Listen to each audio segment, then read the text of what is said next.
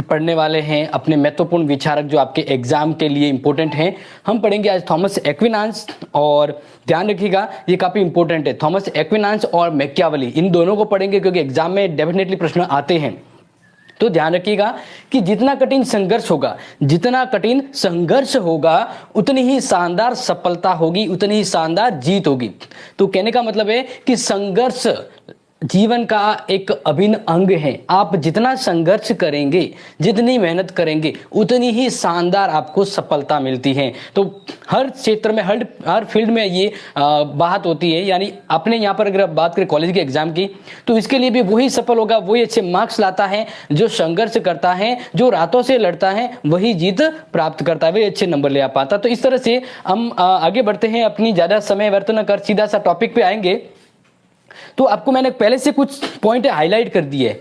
मैं अपने सभी प्यारे विद्यार्थी हैं जो यहाँ पे क्लास लाइव देख रहे हैं, उन सभी को कह देता हूँ कि आज मैंने पहले से कुछ पॉइंट लिख दिए हैं। आप क्या करें, अगर अपनी आपकी वीडियो की क्लियरिटी थोड़ी मतलब धुंधला दिख रहा हो ना, तो थोड़ा क्लियरिटी बढ़ा दीजिएगा, क्योंकि ये जो भी लिखा है ना, मैं क्या अपने थॉमस एक्विनास, इसमें से प्रश्न आपके एग्जाम में आएगा। ठीक है, तो ये जो भी मैंने लिखा है फटाक से इसको एक बार तो स्क्रीनशॉट ले लीजिए। स्क्रीनशॉट ले लिया है तो फिर मैं बढ़ता हूं आगे, और इसको समझाते हुए इसके बाद इसके कुछ और जो रह जाते हैं वो फिर मैं आपको बताऊंगा। ये मैंने इसलिए नोट कर लिया कि आगे आपको लिखने में, स्क्रीनशॉट लेने में ठीक रहेगा। थॉमस एक्विनास है, संत थॉमस एक्विनास, यह अरस्तु के विचारों से प्रभावित हैं, लेकिन ये ज्यादातर आध्यात्मिक प्रवृत्ति के विचारक हैं। ठीक है, देखिए सबसे पहले तो ध्यान रखिए कि थॉमस एक्विनास राज्य के बारे में क्या कहता है। थॉमस एक्विनास के अकॉर्डिंग राज्य के बारे में क्या विचार है, उनकी क्या सोच है, अपने विभिन्न तरह के अपने ग्रंथ, इनके बुक्स में बताऊंगा कौन कौन सी इसकी बुक्स हैं। ठीक है, हेलो निकित, बिल्कुल वेलकम डियर। आप सभी अपने मित्रों को जल्दी से इन्वाइट कर दीजिए 1 मिनट के अंदर, और चाहे तो अगर आप अपने चैनल को सपोर्ट करना चाहते हैं तो अपना स्टेटस भी रख दीजिए ताकि और विद्यार्थी जुड़ जाए। ठीक है, टाइम डियर मैं आपको थोड़ा बाद में बताऊंगा। तो देखिए संत थॉमस एक्विनास के अकॉर्डिंग, एक्विनास कहता है कि जो राज्य होता है वो राष्ट्र राज्य होना चाहिए। क्या होना चाहिए? राष्ट्र राज्य, यानी छोटे मोटे राज्य नहीं, एक बड़ा राज्य होना चाहिए। सबसे पहला तो थॉमस एक्विनास कहता है कि राज्य जो भी हो वो बड़ा राज्य होना चाहिए, जहां पर, क्योंकि देखो राष्ट्र राज्य का मतलब होता है कि उस राज्य में रहने वाले सभी लोग उस राष्ट्र के प्रति समर्पित रूप में जुड़े हुए हो, उसमें विभिन्नता की बात ना हो, उसमें उस देश के प्रति समर्पण, एकता और कर्तव्यनिष्ठा की बात होती है। तो इस तरह से एक राष्ट्र राज्य यानी सर्वोच्च अपने नागरिकों के लिए कार्य करने वाला राज्य राष्ट्र राज्य कहलाता है। ठीक है, प्रणाम, बिल्कुल वेलकम डियर, नमस्ते, आपका स्वागत है। तो इस तरह से थॉमस एक्विनास कहता है कि राज्य कैसा होना चाहिए? राष्ट्र राज्य होना चाहिए। इसके अकॉर्डिंग राज्य के कार्य क्या होने चाहिए? तो एक राज्य, जो एक्विनास कहता है, अपने थॉमस एक्विनास, एक राज्य है उसका सबसे देखो इससे पहले के जो विद्वान है वो कहते हैं कि भाई राज्य इसलिए होता है ताकि जो मनुष्य पाप प्रवृत्ति जो करता है उस पर रोक लगा दी जाए। क्या कर दी जाए? रोक लगा दी जाए। लेकिन यहाँ पे थोड़ा हटके अपने एक्विनास कहते हैं कि मनुष्य की पाप प्रवृत्ति पर नियंत्रण तो करना ही है। यानी राज्य है वह मनुष्य की पाप प्रवृत्ति पर नियंत्रण करने का कार्य तो करता ही है, लेकिन इसके अलावा भी वह मनुष्य के पूर्ण विकास के लिए काम करता है। तो यहां पर इसने बहुत अच्छी बात बताई है कि जो राज्य है वो व्यक्ति के पाप प्रवृत्ति पर नियंत्रण तो रखता ही है, उसको सही दिशा में ले जाने का काम तो करता ही है, लेकिन व्यक्ति के सर्वांगीण विकास के लिए राज्य काम करता है। जैसे कि अरस्तु ने भी कहा था कि राज्य बना हुआ है और राज्य अस्तित्व में तब तक रहेगा जब तक कि व्यक्ति का सद्जीवन न हो जाए, कल्याण न हो जाए। तो वही बात यहाँ पर भी होती है कि राज्य पाप प्रवृत्ति पर नियंत्रण रखेगा, साथ ही साथ मनुष्य का विकास भी करेगा। ठीक है, तो इस तरह से यहां से 2 चीजें क्लियर हो गई कि राज्य के बारे में क्या है और राज्य के कार्य क्या है। अब आगे क्या कहता है एक्विनास? आगे एक्विनास कहता है कि राज्य एक स्वाभाविक और प्राकृतिक संस्था है। बिल्कुल, यहां से देखिए ये नोट कर लीजिएगा, क्योंकि ये यहाँ से छोटे छोटे प्रश्न 2 नंबर के बन। ठीक है, तो एक्विनास कहता है कि राज्य स्वाभाविक और प्राकृतिक संस्था के रूप में है।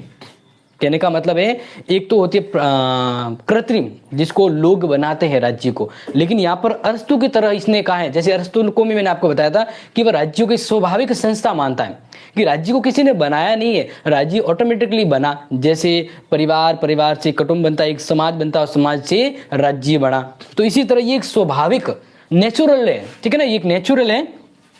तो एक्विनान्स कहता है कि राज्य एक नेचुरल और प्राकृतिक संस्था है, ठीक है ना। इसका कहने का मतलब है कि राज्य मैन मेड नहीं है, राज्य ऑटोमेटिकली एक स्वाभाविक संस्था के रूप में बना है। यहां तक आपको क्लियरली समझ में आ गया होगा, ठीक है। तो ये मैंने आपको बताया कि अगर प्रश्न ये आ जाए कि संत थॉमस एक्विनान्स के अनुसार राज्य प्राकृतिक है या कृत्रिम संस्था के रूप में है, तो थॉमस एक्विनान्स ने राज्य को क्या माना है, स्वाभाविक और प्राकृतिक, ठीक है, ये ध्यान रखिएगा। और इसके अलावा एक्विनान्स ने राज्य को राष्ट्र राज्य के रूप में संबोधित किया। छोटे प्रश्न भी यहीं से बनते हैं, आप कहते हैं छोटे प्रश्न करवाइए, वो प्रश्न भी यहीं से बनते हैं, ठीक है। आगे देखिए, राज्यों का वर्गीकरण यहां पर नोट कर लीजिएगा, क्योंकि यहां से भी प्रश्न बनता है। छोटा प्रश्न ही बनेगा यहां से, बड़ा प्रश्न तो नहीं बनेगा। बड़ा प्रश्न मेकियावेली से अपने एक्विनान्स से क्या आएगा, वो ये वाला है, कानून के संबंध, वो मैं आपको आगे समझाऊंगा, ठीक है। तो देखिए, राज्यों का वर्गीकरण, जैसे कि कल मैंने आपको अरस्तु के अकॉर्डिंग राज्यों का वर्गीकरण समझाया था। अरस्तु ने 2 प्रकार से राज्य का वर्गीकरण किया था, संख्या के आधार पर और नैतिक आधार पर। तो इसी तरह कुछ एक बातें हैं वो अरस्तु के यहाँ पर उसने मानते हुए अपने विचारों को आगे बढ़ाए हैं। और क्या कहता है, देखिए, राज्यों का वर्गीकरण में तो एक्विनान्स ने 6 प्रकार के राज्य बताए हैं। कितने प्रकार के, 6। तो आपके एग्जाम में ये नहीं पूछेंगे कि कितने प्रकार के बताए हैं, ये तो आपको जनरली पता होना चाहिए, लेकिन पूछेगा यहां से कि संत थॉमस एक्विनान्स के अनुसार कौन सा राज्य सर्वश्रेष्ठ राज्य है। तो एक्विनान्स ने राजतंत्र को सर्वश्रेष्ठ राजतंत्र, मतलब एक्विनान्स ने राजतंत्र शासन होता है ना, राजतंत्र वाला राज्य, उसको सर्वश्रेष्ठ शासन का नाम दिया है कि सबसे बड़ा राज्य और सबसे बड़ी उसकी शासन व्यवस्था, यानी वह राज्य सबसे अच्छा होगा जहां पर राजतंत्र कायम होगा। तो इस अकॉर्डिंग सबसे खराब रूप में अपने क्या कहते हैं, एक्विनान्स ने कौन सा बताया है, निरंकुश शासन वाला तंत्र, यानी वह राज्य जहां पर मनमानी और तानाशाही शासन व्यवस्था चल रही हो, वह राज्य क्या होगा, सबसे विकृत प्रकृति का राज्य, यानी सबसे खराब। तो अपने बात करें, एक्विनान्स ने राज्य का सबसे अच्छा रूप तो बताया राजतंत्र, और खराब रूप बताया है, ध्यान रखिएगा, निरंकुश। जैसे अगर मैं आपको पूछूं, कल जैसे मैंने पढ़ाया था अरस्तु के बारे में, तो अरस्तु ने सबसे विकृत राज्य का प्रकार कौन सा बताया था, पता होगा आपको, भीड़ तंत्र। और सबसे अच्छा बताया संवैधानिक तंत्र के बारे में, ठीक है, ये थोड़ा सा ध्यान रखिएगा, मैंने आपको पिछला वाला बताया। अब बात करते हैं कि राजतंत्र के बारे में इसने ऐसा क्यों कहा कि राजतंत्र ही सबसे बढ़िया है, इसका क्या रीजन है। तो देखो एक्विनान्स ने क्या कहा है कि राजतंत्र सर्वश्रेष्ठ शासन है, क्योंकि ये ईश्वरीय शासन के सर्वाधिक अनुरूप है। ये इसलिए सबसे बढ़िया शासन है क्योंकि जैसा ईश्वर का एक, यानी भगवान का जो राज्य होता है ना, उसी अकॉर्डिंग राजतंत्र होता है। तो ईश्वर के अनुरूप व्यवस्था वाला जो राज्य होगा वो एक्विनान्स के अकॉर्डिंग कौन सा है, एक्विनान्स के अकॉर्डिंग राजतंत्र है। देखो, राजतंत्र के बारे में 2-3 चीजें मैं आपको और बता देता हूं, जो अपने एक्विनान्स ने आपको समझने के लिए जानना भी जरूरी है कि इसने और क्या कहा है। तो जैसे बता होगा कि मैकियावेली ने एक्विनान्स ने राजतंत्र को क्यों इंपॉर्टेंस दी, क्यों राजतंत्र को महत्वपूर्ण बताया। सर, हॉब्स, लॉक और रूसो में से इंपॉर्टेंट कौन है, आप इंपॉर्टेंट तो बताऊंगा, लेकिन उससे पहले आप ये ध्यान रखिएगा कि तीनों को समझना है, क्योंकि आएंगे तीनों में से, लेकिन एक का बड़ा प्रश्न आएगा, क्योंकि यूनिट 3 के अंदर हॉब, लॉक और रूसो है। आज हम यूनिट 2 कंप्लीट करेंगे और कल यूनिट 3 स्टार्ट होगा। तो हॉब्स, लॉक और रूसो ये 3 यूनिट के अंतर्गत हैं, तो इसमें से एक बड़ा प्रश्न आएगा और बाकी छोटे प्रश्न आएंगे। तो अगर मैं कहूं कि एक ही इंपॉर्टेंट है तो छोटे प्रश्न दूसरे में से आ जाएंगे। इसलिए मैं आपको कल की क्लास में तीनों को शानदार तरीके से समझाऊंगा, एक साथ तीनों को समझाऊंगा। कल की क्लास में आपके 20 नंबर पक्के हैं और आज की क्लास में आपके मान लीजिए दूसरा यूनिट है तो 20 नंबर। तो इस तरह से मैं आपके 20-20 नंबर को कंप्लीट करवाते जा रहा हूं। जब आपका पेपर फर्स्ट शुरू होने वाला उससे पहले 2 कंप्लीट कर दूंगा, ठीक है। इसलिए मैं एक कहूंगा तो ये थोड़ा कंफ्यूज हो जाएगा। वैसे इंपॉर्टेंट तो मैंने आपको पीडीएफ दी हुई है, आप इंपॉर्टेंट प्रश्न की अगर पीडीएफ चाहते हैं तो वीडियो के डिस्क्रिप्शन में डाउनलोड कर सकते हैं। तो देखिए, यहां पर राजतंत्र के बारे में अपने एक्विनान्स ने कहा है कि जिस प्रकार शरीर के अंगों पर किसका राज होता है, हृदय का राज होता है, हार्ट सबसे जरूरी होता है। मधुमक्खियों पर मधुमक्खी रानी का राज होता है और समस्त ब्रह्मांड पर ईश्वर का राज होता है। उसी प्रकार राज्य में एक व्यक्ति का शासन होना चाहिए और एक व्यक्ति का शासन राजतंत्र होना चाहिए। तो इस तरह से यह व्यवस्था राजतंत्र सबसे उचित होगी, क्योंकि राजतंत्र में तत्कालिक डिसीजन लिए जा सकते हैं, राजतंत्र में ज्यादा दलगत भावना नहीं होती है। ऐसा है कि देखो, राजतंत्र में भी कमियां तो हैं, मैं क्या हमने एक्विनाइस ने कहा कि राजतंत्र में भी कमियां तो है, कि इसमें भी कभी ना कभी गुटबाजी होती है, या हम कहें कि राजा अत्याचारी भी हो सकता है, लेकिन ये लक्षण दूसरों में ज्यादा दिखते हैं बजाय अपने राजतंत्र के। तो इसलिए इन आधारों पर इसने राजतंत्र को सर्वश्रेष्ठ शासन कहा है और राज्य के बारे में इसने अपने विचार दिए। तो यहाँ तक नीमाराम जी, हेलो, वेलकम डियर, नमस्ते, स्वागत है आपका। तो यहाँ से मैंने आपको जो समझाया समझ में आ गया होगा कि मैकिया अपने एक्विनाइस के अकॉर्डिंग, आप ध्यान रखिएगा कि ये मैकियावेली इसलिए नाम आ रहा है क्योंकि अपना टॉपिक नेक्स्ट है ना जो मैकियावेली है, तो आप ध्यान रखिएगा। अब तक जब थॉमस समझा रहा हूं तो थॉमस को समझिएगा, ठीक है। तो यहाँ से मैंने आपको जो समझाया है ये ध्यान रखिएगा, क्योंकि यहाँ से प्रश्न बनता है, यहाँ से छोटा प्रश्न बनता है, ये ध्यान रखिएगा। यहाँ तक मैंने आपको समझा दिया। अब हम बात करते हैं दास के बारे में, दास प्रथा। जैसा कि आपने पढ़ा होगा अरस्तु के बारे में, तो अरस्तु ने दास प्रथा के बारे में अपने पूर्ण विचार दिए। तो अरस्तु की तरह ही ये दास प्रथा को मानता तो है कि भाई दास होने चाहिए, लेकिन थोड़ा सा अलग विचार रखता है। ये थोड़ा सा अलग क्या रखता है, तो देखिए, दास प्रथा के संबंध में इसका दृष्टिकोण पूर्णतया व्यवहारिक और कुछ सीमा तक अरस्तु से भिन्न है। अरस्तु से क्या है, भिन्न है। देखिए, अरस्तु ने कहा था कि भाई दास होने चाहिए, क्योंकि दास राष्ट्र संपत्ति और योग्यता के आधार पर दास बनते। अरस्तु ने क्या कहा था, देखो कंपेयर बता रहा हूं क्योंकि आपके दिमाग में क्लियर रहना चाहिए। अरस्तु ने कहा था कि जो व्यक्ति थोड़ा मंद बुद्धि है या कमजोर है वह दास बनने के लायक है। तो यहाँ पर अरस्तु ने योग्यता के आधार पर यानी बुद्धिमत्ता के आधार पर दासों की प्रकृति के बारे में बताया था, लेकिन उससे थोड़ा हटके अपने एक्विनाइस ने थोड़ा हटके बताया है। वैसे ये फॉलो तो अरस्तु को ही करता है, लेकिन कुछ चीजें हैं वो समय के अकॉर्डिंग उसने अपने आप में डेवलप की हैं। तो उस अकॉर्डिंग इसने कहा कि मतलब इसने ये तो कहा कि दास होने चाहिए, लेकिन अब किस आधार पे होने चाहिए तो वो आप समझिए। जैसे आपको पता है कि युद्ध में जब दो राजा लड़ते हैं तो एक हार जाता है, ये तो फिक्स है, न तो दो जीतते हैं न दो हारते, एक तो डेफिनेटली जीतता है एक हारता है। तो जो मान लीजिए कि सामने वाली सेना और सेना के राजा, एक राजा मारा गया और सेना हार गई है, तो वो जो सेना जो हारी हुई है उनके सभी जो व्यक्ति होते हैं वो क्या होते हैं, जीते हुए राजा के गुलाम और दास बनते हैं। ये बात किसने कही, एक्विनाइस ने। एक्विनाइस ने कहा कि हारे हुए सैनिक हैं वह दास बन जाते हैं। तो इसलिए लोगों के सामने ये एक मिसाल पेश होती है कि अगर एक सैनिक सही तरह से ईमानदारी से अगर नहीं लड़ा तो वह दूसरों का दास बन जाएगा। तो इस तरह से यहाँ पर एक्विनाइस व्यवहारिक दृष्टिकोण से कहता है कि दास प्रथा के दौरान सैनिकों में एक जोश आता है। जोश मतलब कि अगर हम हार गए तो हम किसी के दास बन जाएंगे, इसलिए हमें या तो फतेह करना है या फिर शहीद हो जाना है, हम किसी के हाथ नहीं आएंगे। तो इस तरह से इसने दास प्रथा को व्यवहारिक मानते हुए सैनिकों के लिए उत्साह और साहस की बात कही है कि अदर सैनिक इसके बारे में सोचेंगे और समझेंगे कि हम अगर दास बन गए हमारा जीवन दासपूर्ण हो जाएगा, तो हमें अपनी सेना अपने राजा के लिए मर मिटना है। जैसे कि आपको अपने पेपर के लिए पूरी तरह से मेहनत के ऊपर मर मिटना है, वैसे ही। नमस्ते। वैधानिक दास्ता डियर होती है कानूनी दास्ता। कानूनन यानी कानून का मतलब मान लीजिए एक सिस्टम बना होता है कि भाई अगर जैसे हम कहें कि एक राजा है जो हार जाएगा तो उसके हारे हुए सैनिक है वह नियम के अकॉर्डिंग, कानून के अकॉर्डिंग वो दास बन जाएंगे। तो ये वैधानिक दास्ता होती है, ठीक है। या फिर जैसे आज के वर्तमान समय में भी कहा जाए कि अगर पहले मनुष्य का व्यापार होता था, अभी तो जैसे नहीं है, तो अगर उसमें नियम बना दिए कि लोगों का व्यापार होता है, तो अगर किसी व्यक्ति को खरीद लिया गया है तो वो कानूनन रूप में किसी का दास बन जाएगा, तो वो वैधानिक दास्ता कहलाती है।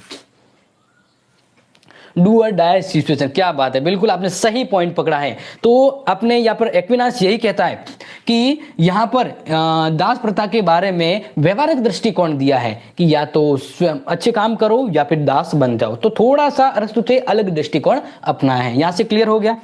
अब बात करते हैं धर्म सत्ता और राज सत्ता संबंधी विचार, और ये इस तरह का जो प्रश्न है वो 7 नंबर का आने लायक होता है, क्योंकि ये छोटा प्रश्न नहीं आएगा। ये प्रश्न आता है तो 7 नंबर का आता है, ठीक है, आएगा तो 7 नंबर का आएगा, अन्यथा नहीं आएगा। तो इसलिए ध्यान रखिएगा। धर्म सत्ता यानी धर्म की सत्ता, धर्म की सत्ता यानी धर्म का राज, राज सत्ता मतलब राजा की सत्ता, राजा का राज। तो अब इन दोनों के बारे में एक्विनाइस क्या कहता है वो सोचिए और समझिए कि धर्म सत्ता यानी धर्म, जैसे हम बात करें कि ये अपने इंग्लैंड की प्रवृत्ति के इस आसपास के विद्वान हैं, तो इन्होंने उस समय सर्च के बारे में बात कही है। किसके बारे में, एक तरफ सर्च है और एक तरफ राज्य का राजा है। ठीक है, तो मैं सीधा राजा ही लिख देता हूं यहाँ पे ताकि आपको समझाना इजी रहेगा। और यहां पर है राज्य, तो राज्य में कौन राज करेगा ये यहां से मैं क्लियर कर रहा हूं। ठीक है, एक राज्य में कौन राज करेगा, अगर धर्म के आधार पर राज होगा तो धर्म सत्ता होगी और उसको चलाने वाला सर्स होगा, और सर्स के अंदर पोप होता है। कौन होता है? पोप। ठीक है, धार्मिक सर्वोच्च गुरु। और अगर राज्य के अंदर राजा शासन करेगा तो वो राज सत्ता होगी। तो इस तरह से यहां पर राज सत्ता और धर्म सत्ता के मध्य आपको क्लियरली समझा रहा हूं, जिसको समझिएगा। देखिए, एक्विनास ने धर्म सत्ता यानी सर्स को राज्य के समस्त व्यक्तियों पर, संस्था पर प्रभुत्वता दी है। यहां से क्लियर हो गया, एक पॉइंट सीधा क्लियर हो गया। क्या कहा है कि राज्य पर किसका राज होगा? धर्म का, चर्च का राज होगा। यानी यहां पर यह चीज तो क्लियर हो गई कि अगर पूछा जाए कि एक्विनास राज्य पर किसकी हुकूमत को या किसकी सर्वोच्चता प्रदान करता है, राजा को महत्व देता है या फिर सर्च और पोप को, तो सर्च और पोप को महत्व देता है। वो कहता है, यानी मैं क्या अपने एक्विनास कहता है कि जो चर्च है वह धर्म के क्षेत्र में सर्वोच्च होते हुए राज्य के और राजा के ऊपर भी सर्वोच्चता प्राप्त होगी। उसे राज्य के नियम विधान के साथ साथ धर्म के क्षेत्र में सर्वोच्चता प्रदान होगी। तो यहां पर देखो क्लियरली हो गया। क्या बताया? देखिए, एक्विनास ने धर्म यानी सर्च को राज्य और राज्य के समस्त व्यक्तियों पर क्या सर्वोच्चता प्रदान की है कि भाई राजा और राजा के ऊपर भी है, वह कौन सर्वोच्च? वह होगा सर्च होगा। अब इसके रीजन और देखिए, जैसे राज्य रूपी जहाज, मान लीजिए राज्य एक जहाज है, तो उस जहाज में राजा का काम है उस जहाज को मेंटेनेंस करना, यानी अगर कहीं टूट रहा है, कम हो रहा है, कहीं कटा फटा जा रहा है, उसको ठीक करना। यहाँ पर अपने एक्विनास ने कहा है कि राज्य रूपी जहाज में जो राजा होगा ना, वो बढ़ई का काम करेगा, यानी सुथार का काम करेगा, कारपेंट्री का उस राज्य को संभालने का काम करेगा। जबकि जो चर्च है वह उस जहाज का चालक है, जो महत्वपूर्ण होता है, और उस चालक के बिना उस जहाज का दिशा दिया जाना सुनिश्चित नहीं हो पाता। तो यहां पर इस पॉइंट से क्लियर हो जाता है कि यहां पर राज्य के अंदर राजा से भी ज्यादा चर्च और धर्म को प्राथमिकता दी है कि धर्म है वह व्यक्ति के लौकिक और आध्यात्मिक जीवन को उच्च बनाता है। इसलिए यहां पर यह तो क्लियर हो गया कि राज सत्ता और धर्म सत्ता में किसको वरीयता दी है, यहां पर एक्विनास ने धर्म सत्ता को, चर्च को। तो ये चीज आपके सामने क्लियर हो गई होगी, ये चीज यहाँ पे क्लियर हो गई होगी। तो अब बढ़ते हैं आगे, और आगे ये जो प्रश्न है कानून संबंधी विचार, ये प्रश्न भी 7 नंबर का आने वाला है। ठीक है, तो अब यहाँ पर मैंने जो समझा 7 नंबर का, इसका मतलब आपको इनमें से कोई भी आ सकता है। अब यहाँ पर जो मैं नीचे वाला समझा रहा हूँ ना, ये वाला, ये मैं ऊपर लिखूंगा क्योंकि ये प्रश्न थोड़ा अच्छा है, आने वाला है, तो इसलिए मैं आपको थोड़ा सा अच्छे से समझाने का प्रयास करूंगा। फिलहाल देखिए यहाँ पर जो समझा रहा हूं, कानून संबंधी विचार, प्रश्न आएगा कि संत थॉमस एक्विनास के अनुसार कानून संबंधी विचार क्या है, या कानूनी विचारों की विवेचना कीजिए। संत थॉमस एक्विनास के कानून संबंधी विचारों की विवेचना कीजिए। ओके, तो इस तरह से प्रश्न आ सकता है। तो देखिए डियर, कानून संबंधी विचारों के संबंध में क्या कहता है, तो देखिए यहाँ पर एक्विनास ने जो अपने विचार लेके उसमें कहा है कि कानून विवेक से प्रेरित है। कानून किससे प्रेरित है? विवेक। यानी विवेक का मतलब क्या होता है? सही और गलत में फर्क कर कोई सही डिसीजन लेना, विवेक यानी समझदारी, खुद के सेल्फ डिसीजन से क्या अच्छा है क्या बुरा है उसको सोच के फिर कोई काम करना, तो वो विवेक कहलाता है। इसी तरह कानून विवेक से प्रेरित होता है, यानी कानून यहाँ पर कहां से बना है? विवेक से बना हुआ है, और लोक कल्याण हेतु उस व्यक्ति द्वारा जारी आदेश है जिस व्यक्ति पर समुदाय की व्यवस्था का भार होता है। यानी कहने का एक सिंपल थिंग्स है कि कानून, यहाँ पर देखो सिंपल बात की कि कानून क्या है? विवेक पर आधारित है। जैसे मान लीजिए पोप है या राजा है, तो कानून है वह उस व्यक्ति के विवेक पर आधारित है जो आदेश देता है, और कानून है वह उस व्यक्ति के हाथों में होता है जिस पर उस पूरे राज्य को संभालने की जिम्मेदारी होती है। जैसे पोप कह लीजिए या राजा कह लीजिए, तो राजा है वह कानून बनाएगा विवेक के आधार पर, और उस कानूनों का पालन उसकी जनता करेगी, क्योंकि उस कानून के द्वारा उस राज्य की व्यवस्था होती है, तो उस कानून के पालन करवाने की जिम्मेदारी भी राजा पर होगी। तो यहाँ पर कानून के बारे में तो सीधा सा क्लियर हो गया। अब देखिए कानून क्या सार्वभौमिक है, यानी सर्वोच्च कानून है और सबके ऊपर कानून है, सर्वोच्चता है। और साथ ही साथ थॉमस ने कानून का मूल स्रोत क्या माना है, प्रकृति। क्या माना, प्रकृति के अकॉर्डिंग, यानी कानून वही है जो प्रकृति के अकॉर्डिंग डिसाइड होता है, यानी कानून प्रकृति के विरुद्ध में नहीं है, कानून प्रकृति के विरुद्ध में नहीं है। अब यहां पर जो मैं आपको समझा रहा हूं वो देखिए, मानवीय कानून, बिल्कुल प्राकृतिक कानून, देवीय कानून और शाश्वत कानून। क्या बात है, मैं यही आपको भी समझाने वाला हूं कि अपने एक्विनास ने कानूनों के अलग अलग 4 प्रकार बताए हैं। मैं आपको यहाँ पे सिर्फ ये समझाया कि कानून का मतलब क्या है, कानून के बारे में क्या सोचता है। अब उसको पूरा हम क्लियर करते हैं आगे, कानून के बारे में हम आगे क्लियर करते हैं। तो देखिए, तो ये जो भी आप पहले मैंने नोट कर लिया था, आपको समझ में आ गया होगा, ठीक है। तो अब हम सीधा आगे बढ़ते हैं, समय बिल्कुल भी व्यर्थ न करेंगे। आज सीधा हमें टॉपिक को कवर करना 1 से 1.5 घंटे के अंदर। इससे ज़्यादा क्लास आज नहीं चलने वाली है, लेकिन इस 1-1.5 घंटे में आज हम यूनिट 2 को पूरा करेंगे, ठीक है। ये अपना टारगेट है आज का। तो अब हम बात करते हैं कि एक्विनास ने कानून के जो प्रकार बताए हैं उसके बारे में बात करते हैं, क्योंकि एग्जाम के अकॉर्डिंग ये पूछा जा सकता है कानूनों का वर्गीकरण।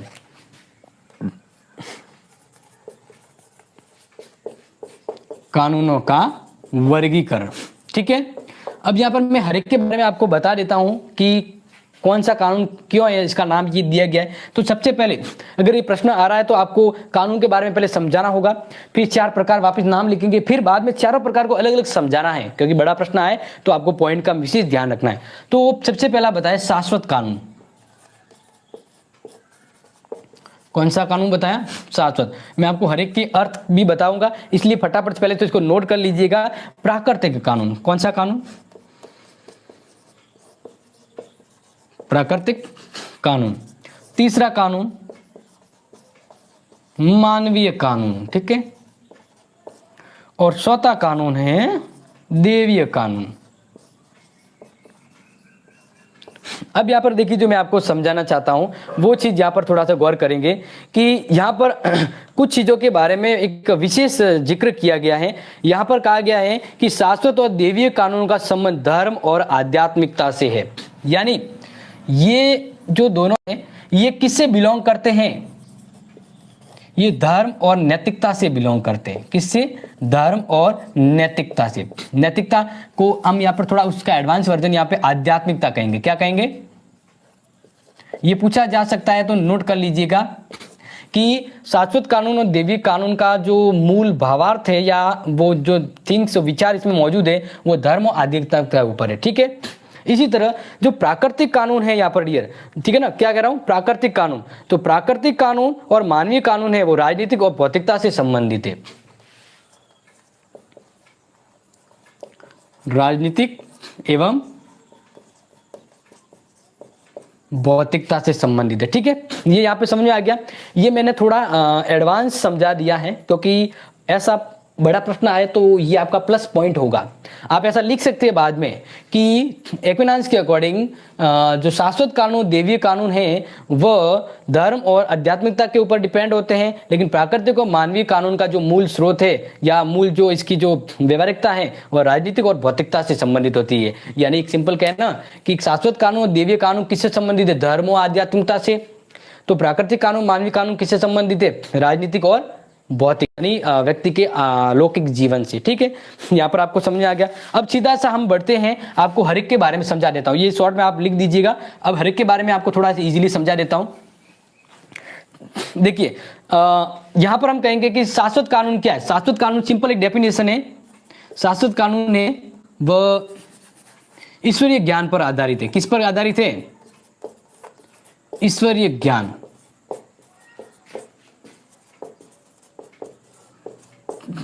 ठीक है, यानी यहां पर थोड़ा सा देखो एडवांस आपको बताऊंगा। दोनों में काफी कॉमन चीजें ये है कि शाश्वत कानून है वो ईश्वरीय कानून है, ईश्वर के द्वारा दिए गए जो सिस्टम है या व्यवस्था है उस पर आधारित है। तो ईश्वरीय जो कानून है या ईश्वरीय जो ज्ञान है उस पर डिपेंड होता है अपना कौन सा कानून, शाश्वत कानून, ठीक है। देखिए, यह कानून ईश्वर में निहित है और अभिव्यक्तिकरण हेतु विश्व में व्यापक है। मनुष्य अनेक बार क्या कर देता है, ईश्वरीय कानून को नहीं समझ पाता है। लेकिन ध्यान रखें कि शाश्वत कानून सर्वोच्च विवेक का प्रतीक है। सर्वोच्च विवेक का प्रतीक है। तो इस तरह से ये सर्वोच्च कानून है और कानून का सर्वोच्च रूप माना जाता है, क्योंकि यह विवेक जो होता है ना, विवेक यानी सेल्फ थिंक, जो सोचते हैं कि अच्छा बुरा, तो विवेक का भी उच्च कैटेगरी का विवेक, जैसे थोड़ा बड़ा अच्छा, जैसे कहता है विवेक भी अलग अलग कैटेगरी का होता है। तो सबसे अच्छा जो विवेक है वह यही है, कौन सा, शाश्वत कानून, यानी ईश्वरीय ज्ञान पर आधारित। ईश्वरीय ज्ञान पर आधारित जो कानून है वह कौन सा कानून हो गया, शाश्वत कानून हो गया। ठीक है, ये थोड़ा हम कहें ना कि जैसे मोबाइल आता है, एक तो होगा आईफोन 13, एक आईफोन 13 प्रो, तो इस तरह से ये प्रो वर्जन है, यानी ऐसा वर्जन ज्ञान कानून का जो एडवांस है और ये हर किसी को ज्यादा समझ में नहीं आता है। इसलिए मैं क्या लेने, प्राकृतिक कानून की व्यवस्था बताई, क्या बताई, प्राकृतिक कानून भी बताया। लेकिन जो शाश्वत कानून है, शाश्वत कानून दैविक ज्ञान है जो सभी कार्यों और प्रवृत्तियों का निर्देशन देता है और ये स्वयं में सत्य है, ये स्वयं में सत्य है, ये नोट कर लीजिएगा। और सभी कार्यों में, सभी कार्यों से संबंधित, क्या कहेंगे, सभी कार्यों से संबंधित है। तो इसका मतलब आपको ये शाश्वत कानून समझ में आ गया। अब प्राकृतिक कानून का मतलब एक सिंपल थिंग बताऊं, जीवन जीने या रक्षा के लिए जो कानून होता है वो है प्राकृतिक कानून। प्राकृतिक कानून का मतलब ऐसा एक सिंपल थिंग दीजिए कि एक्विनांस कहता है कि शाश्वत कानून है वो ज्यादा उच्च आदर्श वाले हैं या वो ईश्वरीय ज्ञान से लंबित है। तो इसलिए ये जो कानून है, शाश्वत कानून, वह आम जनता के समझ में नहीं आ पाते हैं। इसलिए कानून से संबंधित ही ऐसे कानून जो आम जनता से जुड़े हुए हो, आम जनता की समझ में आए, ये कानून प्राकृतिक कानून कहलाएंगे। क्या कहलाएंगे, प्राकृतिक कानून कहलाएंगे। ठीक है, प्राकृतिक कानून का तात्पर्य स्पष्ट करते हुए मैकियावेली भी ये कहता है, अपने एक्विनांस कहता है कि मनुष्य इन कानूनों की सहायता से भले बुरे का ज्ञान प्राप्त कर सकता है। तो इससे जो व्यक्ति है वह भले एवं बुरे का ज्ञान प्राप्त करता है।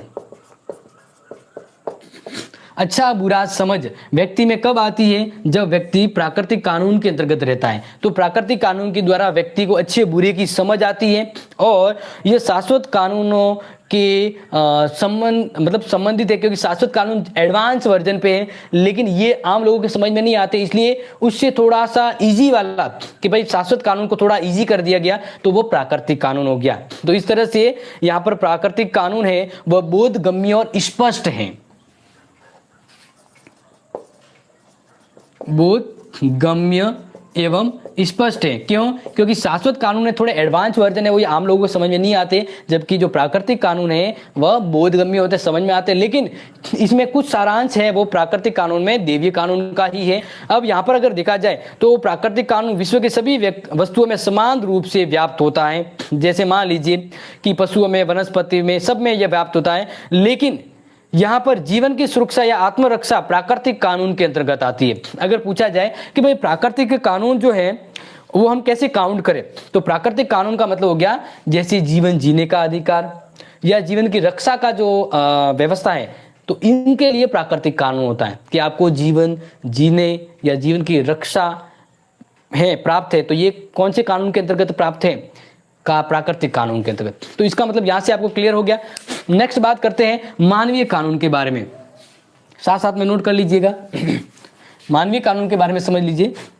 मानवीय कानून मतलब मानव, मैन मेड, हम क्या कहेंगे इसको, मैन मेड, यानी जैसे राज्य में राजा द्वारा या सरकार द्वारा बनाए कानून जिससे व्यक्ति एवं राज्य की व्यवस्था तथा इसका कल्याण हो। देखो सिंपल थिंग्स है ना यहाँ पर। हाँ आज शाम को होगी डियर, हाँ बिल्कुल बिल्कुल शाम को होगी, क्योंकि जिस समय मेरी क्लास कल हुई थी उस समय अब वो होगी, ठीक है। हाँ ज्योति जी बिल्कुल। देखिए मानवीय कानून, मैन मेड यानी मानव के द्वारा बनाए कानून जो मानव की व्यवस्थाओं के लिए अति आवश्यक होते हैं। जैसे आज के समय आज हमारे ऊपर कौन से कानून लंबद है, मानव के द्वारा बने हुए ये, तो इस तरह के कानून मानवीय कानून कहलाते हैं, ठीक है। और ये व्यक्ति के लिए जरूरी है, क्योंकि अगर आपको बता दिया जाए सिंपल थिंग्स में, तो समाज में शांतिपूर्ण जीवन बिताए रखने के लिए मानवीय कानून की जरूरत होती है। जैसे आज के समय मान लीजिए मानव को मानव के तौर पे रहना होता है, तो कुछ लोग हैं वह उद्दंड होते हैं, लालची ईश्वर प्रकृति के या डाकू प्रकृति के होते हैं, तो फिर वो क्या करते हैं, शैतानियां करते हैं और दूसरों की जिंदगी को बेचैन या अशांति से भर देते हैं। तो इसलिए मानव ने अपने जीवन को सुरक्षित और समन्वित करने के लिए, राज्य को एक व्यवस्थित बनाए रखने के लिए कानून बनाए। तो मानव ने अपने खुद के लिए अपने राज्य को व्यवस्थित और शांतिपूर्ण बनाए रखने के लिए जो कानून बनाए हैं, एक्विनाइट कहता है वो मानवीय कानून है। कौन से कानून हो गए, मानवीय कानून, ठीक है। तो इस तरह से यह कुछ हद तक अगर हम देखें तो ये प्राकृतिक कानूनों पर ही डिपेंड होते हैं। किस पर डिपेंड होते हैं, प्राकृतिक कानूनों पर डिपेंड होते हैं। तो यहां से आपको ये सीधे समझ में आ गई होगी, मनुष्य अपनी बुद्धि से इन कानूनों का निर्माण करता है। तो अब यहां पर आपको प्राकृतिक कानून समझ में आ गया है। तो अब बढ़ते हैं नेक्स्ट, दैवीय कानून। दैवीय कानून जैसा नाम है वैसे ही आपको ये चीजें भी क्लियर हो जाएगी। दैवीय कानून के बारे में डियर आप जुड़े हैं तो लाइक और शेयर करते जाइएगा, क्योंकि ये क्लास काफी इंपॉर्टेंट है, आज अपनी यूनिट 2 के लिए है, तो इसको ध्यान रखिएगा। दैवीय कानून ध्यान रखिएगा, जैसा यहाँ पे नाम है वैसा ही इसका काम होता है। तो दैवीय कानून के बारे में मैं थोड़ा सा आपको समझाऊं उससे पहले मानवीय कानून की थोड़ी प्रकृति के बारे में मैं आपको बता देता हूं कि मानवीय कानून है उसकी कुछ विशेषताएं होती है, क्योंकि अगर बड़ा प्रश्न आए तो आपको कुछ विशेषताओं का जिक्र करना होगा। तो मैं विशेषता बता रहा हूं कि जो मानवीय कानून है वो विवेक पर आधारित घोषणा होती है। विवेक पर आधारित घोषणाएं, यानी जैसे मान लीजिए सरकार ने कोई कानून बनाया है, संसद ने कोई कानून बनाया है, तो वह विवेक पर आधारित होता है। सही गलत के बाद, सही गलत पर फर्क करके इससे भाई कि राज्य को फायदा होगा नुकसान होगा, ये डिसाइड करने के बाद कोई कानून बनाया जा रहा है। तो इसका मतलब मानवीय कानून में विवेक पर आधारित घोषणा होती है। इसके अलावा दूसरा बात करें तो मानवीय कानून सकारात्मक विधियां होती है। दूसरी विशेषता है कि जो मानवीय कानून होते हैं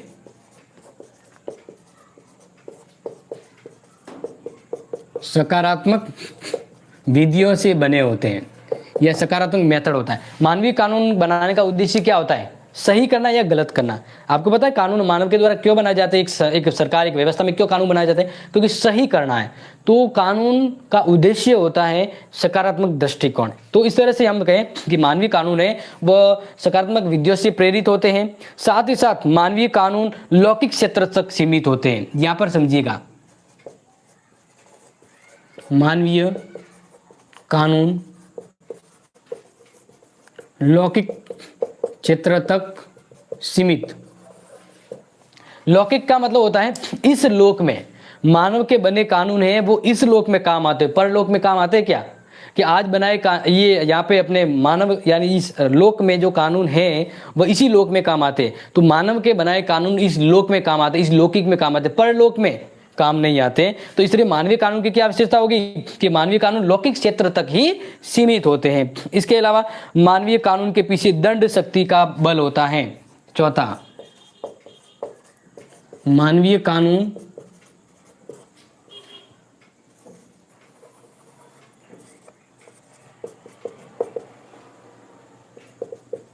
दंड से संबंधित, यानी मानवीय कानूनों में दंड व्यवस्था होती है। ये तो आपको पता ही होगा कि कोई अगर कानून का उल्लंघन कर रहा है तो उसे दंड दिया जाता है। तो मानवीय कानून के पीछे किसका बल होता है, किसकी शक्ति होती है, एक शक्ति होती है दंड देने की, यानी दंड के द्वारा मानवीय कानूनों में ये व्यवस्था स्थापित करने की एक सिस्टम रहता है। तो मानवीय कानून दंड की व्यवस्था के अंतर्गत पाए जाते हैं। तो मानवीय कानून की मैंने कुछ विशेषता बता दी। अब देवीय कानून को मैं यहाँ पे आपको समझा देता हूँ, क्योंकि आपको बताया था कि ये प्रश्न के 6 नंबर का है, तो आपको समझना है, ठीक है।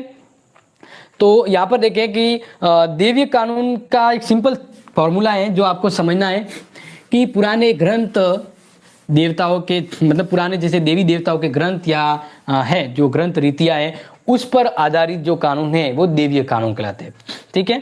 यहाँ पर सिंपल सा है, समझ लीजिएगा। यहाँ पर बताया है कि पुराने और नए धर्म नियमों पर आधारित, पुराने एवं नए धर्म नियमों पर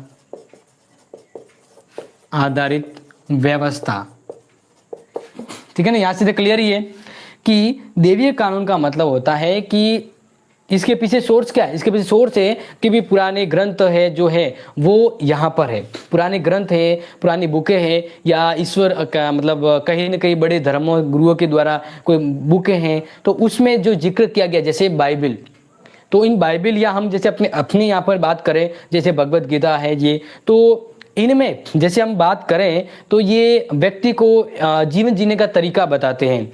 तो इनके द्वारा या इनसे प्रभावित कोई कानून बनते हैं, कानून बनने के पीछे ईश्वरीय लॉजिक जुड़ा होता है, या कुछ ऐसे ग्रंथ है पुराने जो उन्हें कहते हैं कि आपको ऐसे काम करना है। तो इस तरह से वो कानून है वह देवीय कानून के अंतर्गत आते हैं। फर्स्ट ईयर बुक की मैराथन क्लास कब से स्टार्ट होने वाली है? फर्स्ट ईयर की आज ही होगी। मोहित गहलोत भी फर्स्ट ईयर की हिस्ट्री क्लास कब होगी? आज ही होगी डियर, ठीक है ना। वो शाम के टाइम होगी, क्योंकि ये क्लास आज मैंने जल्दी ले ली है, पॉलिटिकल जल्दी ले लिया, उस टाइम पे आपके हो जाएगी वो। अब बात करते हैं देवीय कानून, ठीक है ना। तो देवीय कानून पुराने और नए धर्म नियमों पर आधारित होते हैं, और इसमें जैसा कि आपको मैंने पहले ही बताया है कि ये एक ईश्वरीय व्यवस्था है। जब मनुष्य अपना विवेक खो देता है, मतलब पागल हो जाता है या सेंस नहीं होता, नॉन सेंस कहते हैं ना, कि अगर एक व्यक्ति में विवेक खो जाता है, विवेक शून्य हो जाता है, तब उसे देवीय कानून की जरूरत पड़ती है।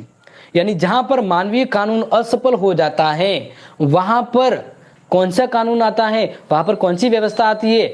देवीय कानूनी व्यवस्था आती है। Sir first book not first year.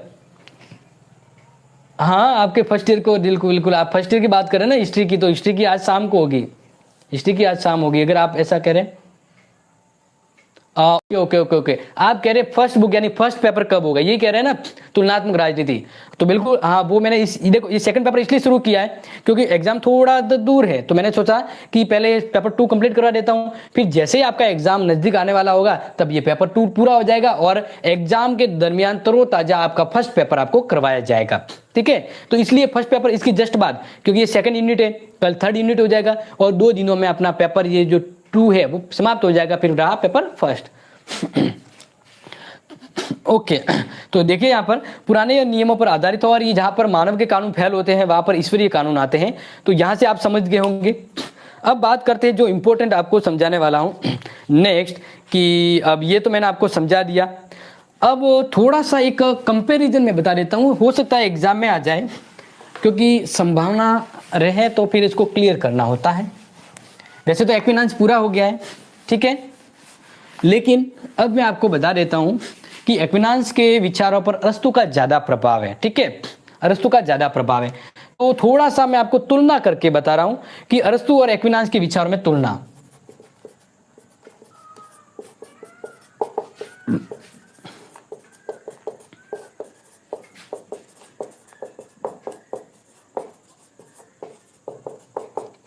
देखिए ये मुझे लगा कि ये बताना चाहिए, अदरवाइज तो मैं सीधा फॉरवर्ड हो जाता, लेकिन मैंने सोचा कि ये बता देता हूं, क्योंकि मैकियावेली है वो काफी हद तक अरस्तु के विचारों से प्रभावित है।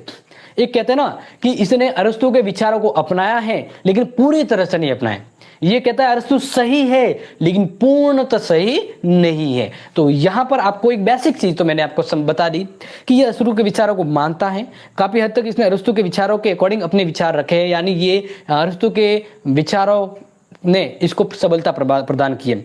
तो ये कहता है हाँ बिल्कुल अरस्तु सत्य है लेकिन पूर्ण सत्य नहीं है, पूर्ण सत्य नहीं है। हिंदी की क्लास डियर, हिंदी की क्लास तो नहीं हो पाएगी क्योंकि उसके लिए अरेंज नहीं है हमारे पास कोई स्टाफ, लेकिन आपको फिर भी इसके लिए नोट्स वगैरह है वो आपको दिए जा रहे हैं, तो वहाँ से आप फायदा उठा सकते हैं। ठीक है, तो बात करते हैं यहाँ पर।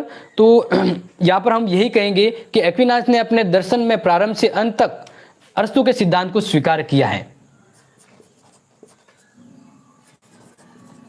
एक्विनास ने प्रारंभ से ही अरस्तु के सिद्धांतों को स्वीकार किया है। ठीक है, ये तो मैंने जस्ट अभी बताया कि इसने स्वीकार किया है, लेकिन जैसा कि मैंने आपको बताया कि यह कहता है कि अरस्तुवाद सत्य है। जैसे अभी मैंने बताया था कि अरस्तुवाद सत्य है परंतु पूर्ण सत्य नहीं, पूर्ण सत्य नहीं है। अब इसमें क्या लॉजिक है, क्यों ये पूर्ण सत्य नहीं कह रहा है? तो ये कह रहा है कि जहां तक उसे विश्वास है कि उसे विश्वास की सहायता के बिना विवेक से खोजा, यानी कहने का एक सिंपल उदाहरण बताएं कि विश्वास की सहायता के बिना विवेक, मानव विवेक से खोजा जा सकता है परंतु विश्वास से प्रवृत्ति विवेक से रद्द हो जाता है। यानी कुछ ऐसी चीजें आपको बता रहा हूं जिससे दोनों में फर्क आपको समझ में आ जाए कि भाई दोनों में फर्क क्या है, दोनों में फर्क क्या है वो मैं आपको बता देता हूं। ठीक है, तो देखिए ये दोनों में फर्क यानी असमानता क्या है उसका मैं थोड़ा सा आपको बता देता हूं। तो अरस्तु क्या है? अरस्तु बुद्धिवाद है, अरस्तु है वो बुद्धिवादी है। अरस्तु क्या है? बुद्धिवादी है। लेकिन एक्विनास है वह कहता है कि अरस्तु बुद्धिवादी है लेकिन पूरी तरह से वह अरस्तु को स्वीकार नहीं करता क्योंकि मानव विवेक से परे है। मानव क्या है? विवेक से परे है, इसलिए बुद्धि के साथ विवेक को भी स्वीकार करता है। पहला तो ये हो गया कि ये बुद्धि पर आधारित है तो ये बुद्धि के साथ विवेक को भी मानता है। दूसरा बात अगर बताएं तो अरस्तु राज्य समाज को सुखी श्रेष्ठ जीवन के लिए आवश्यक मानता है। अरस्तु कहता है कि भाई राज्य क्यों है? राज्य क्यों है? तो कहा है सुखी जीवन के लिए, सुखी जीवन के लिए। ठीक है, इसी तरह एक्विनास कहता है कि राज्य व्यक्ति के सुखी जीवन के लिए तो है ही, यानी यहाँ पर एक देखिए कि अरस्तु कहता है कि राज्य है वो व्यक्ति के सुख जीवन के लिए, मतलब लौकिक, इस लोक में व्यक्ति को सुख पहुंचाने के लिए राज्य आया है। लेकिन एक्विनास कहता है कि राज्य का उद्देश्य व्यक्ति के लौकिक सुख के साथ साथ आध्यात्मिक लोक, आध्यात्मिक को हम ऐसा कहें कि लौकिक और पारलौकिक, यहां पे समझिए कि अरस्तु कहता है, या अरस्तु के जो विचार है वह कहते हैं कि राज्य का होना व्यक्ति के जीवन को सुखी बनाने के लिए है। तो उससे थोड़ा सा एक्स्ट्रा यहाँ पे कह रहा है एक्विनास कि राज्य जो है वह व्यक्ति के जीवन को सुखमय बनाने के लिए, यानी लौकिक सुख के साथ साथ व्यक्ति को पारलौकिक सुख भी देना चाहता है, यानी इस लोक के साथ परलोक का सुख इसे प्राप्त करने के लिए राज्य आया हुआ है। तो इस तरह से ये फर्क यहाँ पर समझ में आ गया होगा। नेक्स्ट बात करें तो मानवीय विधि कृति है, इसी तरह से ध्यान में रखें। तो अरस्तु कहता है कि कानून जो है, कानून है वो विवेक से बने, किससे बने हैं? विवेक से। लेकिन एक्विनास कहता है कि जो कानून है वह विवेक के साथ साथ, विवेक के साथ साथ ईश्वरीय ज्ञान से बने हैं, ईश्वरीय ज्ञान। तो इस तरह से मैंने आपको तुलना करके बता दी। ठीक है, अब मैं आपको बता रहा हूं अपना फेमस विचारक मैकियावेली, क्योंकि काफी हद तक मैं मैकियावेली के विचारों को फॉलो करता हूं, तो अब मैकियावेली के विचारों को हम यहाँ पर पढ़ने वाले हैं। यहाँ पर आपको एक्विनास पढ़वा बता दिया पूरा। अगर एक्विनास से कोई प्रश्न आएगा तो आपके इसी जो पढ़ाए गए अभी 1 घंटे आधे घंटे की वीडियो के अंदर से ही आएगा, बाहर से एक भी प्रश्न नहीं आने वाला है। ठीक है, अब बात करते हैं मैकियावेली के बारे में। मैकियावेली काफी इंपॉर्टेंट है तो उसको ध्यान रखिएगा, ठीक है ना, क्योंकि मैकियावेली के बारे में काफी प्रश्न आते रहते हैं, तो इसलिए आप थोड़ा सा उस पर ध्यान दीजिएगा। मैकियावेली,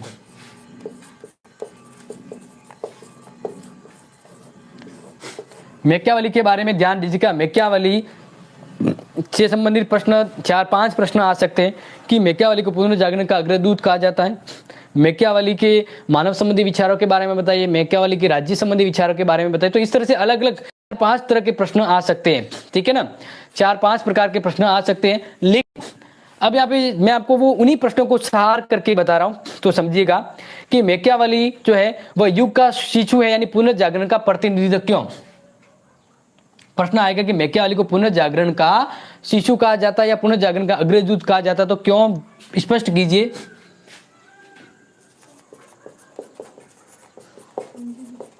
अपने युग का शिशु भी कहा जाता है इसको, या पुनर्जागरण का प्रतिनिधि, पुनर्जागरण का प्रतिनिधि, ठीक है। तो ये पॉइंट आपको क्लियर कर रहा हूं, ध्यान रखिएगा। मैकियावेली अपने युग का शिशु है, ये भी माना जाता है इतिहास में, और पुनर्जागरण का प्रतिनिधि भी माना जाता है। तो प्रश्न आएगा कि सिद्ध कीजिए कि मैकियावेली अपने युग का प्रतिनिधि शिशु कहा जाता है, यानी मतलब उससे ज्यादा जुड़ा हुआ है, या ऐसा प्रश्न आएगा कि स्पष्ट कीजिए कि मैकियावेली अपने युग का प्रतिनिधित्व करता है, पुनर्जागरण का प्रतिनिधि है। तो अब नोट कर लीजिएगा, मैं ये प्रश्न इस तरह से आया तो उसके प्रश्न का उत्तर क्या देंगे, तो वो समझा रहा हूं।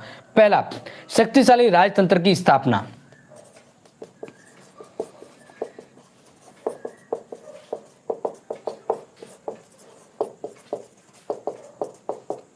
देखिए, शिशु का मतलब छोटा बच्चा। देखिए, छोटा बच्चा का तात्पर्य यहाँ पे मैकियावेली से ये है कि जब मैकियावेली जिस दौर में जन्म लिया, उस दौर की घटनाएं काफी बदलाव हुई, यानी प्राचीन परंपराएं, रीतियां हैं, वो समाप्त होकर नया पुनः उद्धार हो रहा था। तो ये एक ऐसे समय में पैदा हुआ जब इतिहास बदल रहा था, तो इसने उस समय की घटनाओं से काफी सारा अनुभव प्राप्त किया। ये उन हर एक घटनाओं से पर्सनली जुड़ा हुआ था, तो इसलिए इसको कहा जाता है कि अगर कोई छोटा बच्चा जैसे अपनी माँ से कितना लगाव होता था, तो शिशु कहते हैं। तो ये अपने समय के बदलते परिवेश से काफी लगाव, काफी जुड़ा हुआ था, इसलिए इसको शिशु भी कहा जाता है अपने युग का। और साथ ही साथ ये पुनर्जागरण का प्रतिनिधि, क्योंकि अभी मैंने बताया कि ये एक इतिहास के बदलने के दौरान अपने उस समय पैदा हुए हैं, तो इसलिए यह बदलते समय को यानी पुनर्जागरण के प्रतिनिधि के तौर पे भी ये जाने जाते हैं। तो इस तरह से उस समय क्या था, जब इनका ये जो जीवन दौर था, उस समय काफी राज्यों में जो पोप की पहले राज था, पोप मतलब धर्म गुरु और सर्स का राज हुआ करता था, तो उसका समाप्त होकर विभिन्न अलग अलग राज्यों में राजा का शासन स्थापित हुआ था। किसका हुआ था? राजा का। जैसे इंग्लैंड में हेनरी 7, फ्रांस में लुई एकादश, चार्ल्स 8 और स्पेन में फर्डिनेंड। तो इसके दौर में विभिन्न अलग अलग राज्यों में सर्स की सत्ता का अंत होकर राजतंत्र कायम हुआ। तो इसने उस समय अपने बुक में भी यही कहा है कि सबसे बढ़िया शासन राजतंत्र है। तो इस तरह से ये अपने युग का प्रतिनिधित्व करता है। बात करें दूसरी, राष्ट्रीयता की भावना। राष्ट्रीयता की भावना, इसको डियर नोट कर लीजिएगा।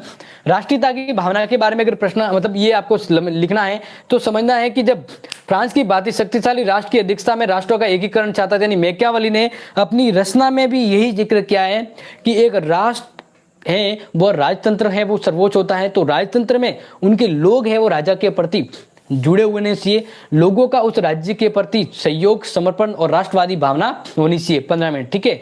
तो इस तरह से अगर देखा जाए, राष्ट्रवाद का सिंपल मीन्स है, जैसा कि आपको पता होगा कि राज्य के अंदर रहने वाले लोगों के द्वारा अपने देश, अपने राष्ट्र के प्रति समर्पण भाव से, त्याग से जुड़ना, ये क्या कहलाता है? राष्ट्रवाद कहलाता है। तो मैकियावेली अपने देश से काफी लगाव था, अपने देश की भावनाओं विचारों से काफी जुड़ा हुआ था। तो इस तरह से हम कहें कि राष्ट्रीयता की भावना का जिक्र हुआ था, ठीक है। तीसरा पॉइंट नोट कर लीजिएगा, पुनर्जागरण।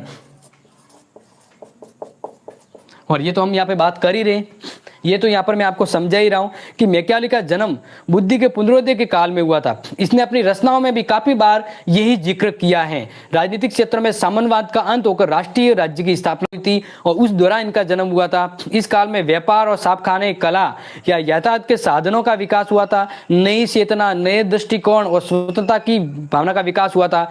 तो इस तरह से अगर कहा जाए तो ये इसका जन्म उस समय हुआ जब इतिहास करवट ले रहा था और उस समय काफी चीजें बदल रही थी। यानी चर्च की जगह राजतंत्र की स्थापना हुई।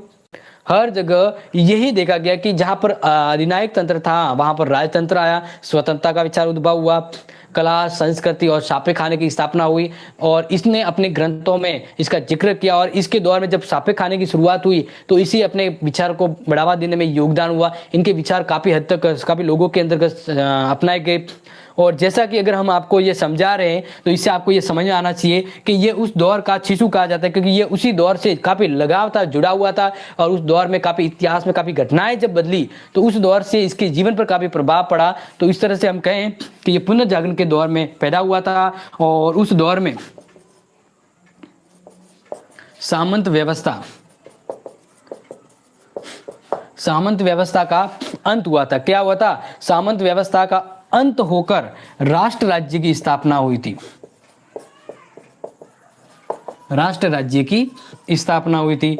तो ये पुनर्जागरण का समय था और पुनर्जागरण का प्रतिनिधित्व है वह उस समय के विद्वान के तौर पर अपने मैकियावेली ने किया था। ठीक है, नेक्स्ट बात करें 4 नंबर पॉइंट जो आपके पॉइंट को महत्वपूर्ण क्लियर करेगा, धर्म एवं नैतिकता।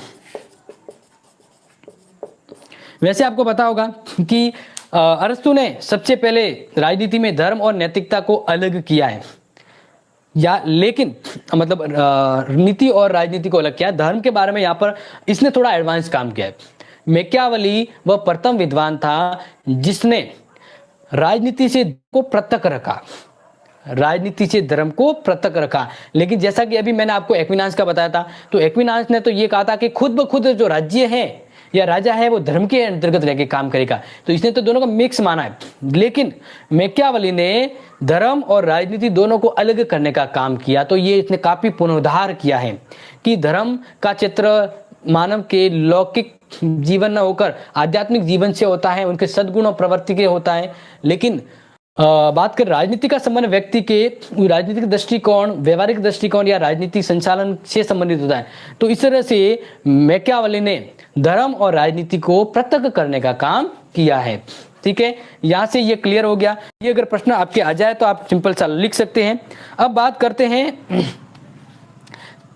चौथा मतलब 5वां पॉइंट जो इसका है, आप नोट कर लीजिए, मानवीय धारणा। मानवीय धारणा के बारे में ये थोड़ा सा एकांकीपन था, इन्हें एकांकी दृष्टिकोण अपनाया। इसने उस समय देखा कि मानव है वो बहुत ही स्वार्थी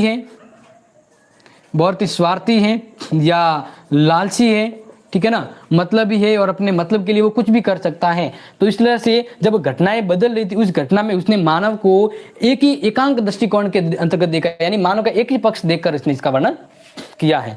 अब जो नेक्स्ट जो बड़ा प्रश्न आपके है वो मानव स्वभाव के बारे में। ये बड़ा प्रश्न मतलब आपके ये 7 नंबर के अंतर्गत आने की संभावना रहती है, तो वो मैं आपको समझा रहा हूँ। लेकिन उससे पहले इसके 2-3 जो बुक्स हैं उसके नाम आप नोट कर लीजिए, क्योंकि एग्जाम में ये पूछा जा सकता है कि इसकी 2-3 महत्वपूर्ण पुस्तक है जिसके बारे में आपको पता होना चाहिए। पहले तो मैं आपको बता दूं, इतिहास की 10 पुस्तकों की व्याख्या इसने अलग की है, लेकिन अपन कुछ एक पुस्तक को यहाँ पर लिखेंगे। तो सबसे इसकी वर्ल्ड फेमस पुस्तक है द प्रिंस। ये बहुत बार जिक्र हुआ है इसका। इसके अलावा दूसरी जो इसकी पुस्तक है जो आप ध्यान रखिएगा, डिस्कोर्सेज। क्या है? डिस्कोर्सेज।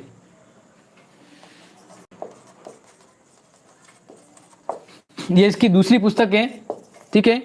तीसरी पुस्तक का अगर मैं जिक्र करूं आपके सामने तो द आर्ट ऑफ वार।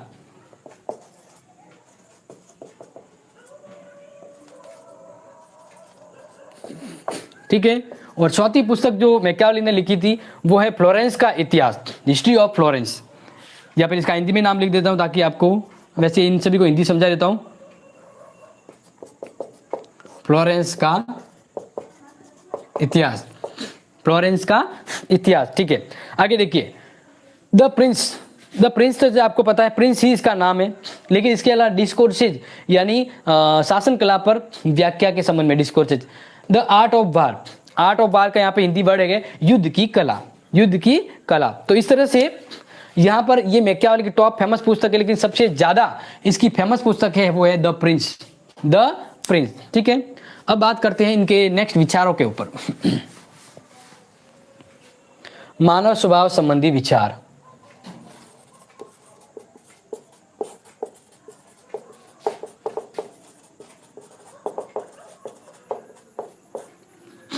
और यहां पर मैं बहुत अच्छी चीजें आपको समझाने वाला हूं, आपके लाइफ में भी काम आएगी, जो मैकियावेली ने बताई थी, और बहुत ही इंपॉर्टेंट है, ध्यान रखिएगा। तो जैसे बात करें, मैकियावेली ने मानव के बारे में जो धारणा अपनाई थी, उसी धारणा के अंतर्गत मैं समझा रहा हूं। तो मैकियावेली मनुष्य को, यहां से समझा देता हूं, मानव स्वभाव को, मैकियावेली है वह मानव स्वभाव को स्वार्थी और घोर दान प्रवृत्ति का बताता है।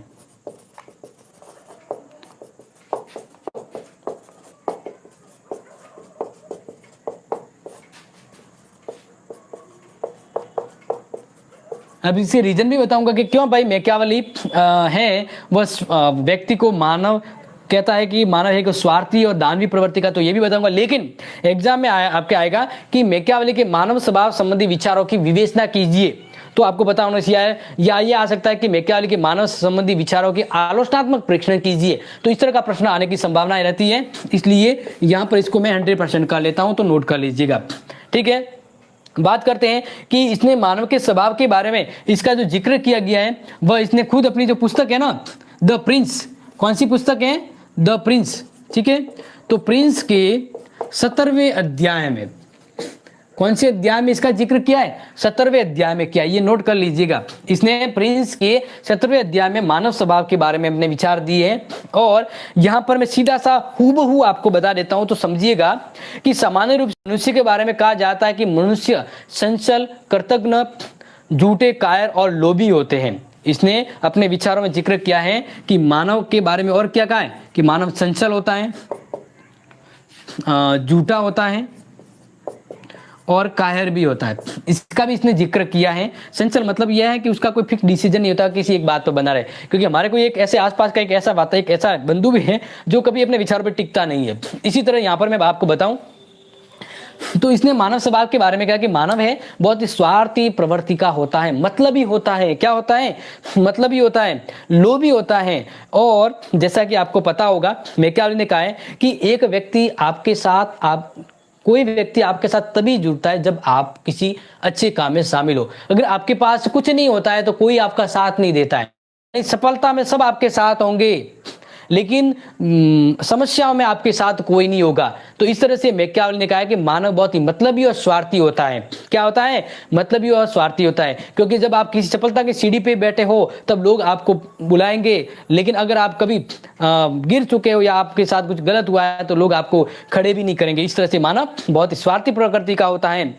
और यहाँ पर यह कहा है कि आपके लिए उस समय तक अपने जीवन, रक्त और संपत्ति का बलिदान कर देते हैं जब तक की आवश्यकता नहीं होती है। यानी ये कहते हैं ना, जैसे प्रेमी क्या कहता है, प्रेमी कहता है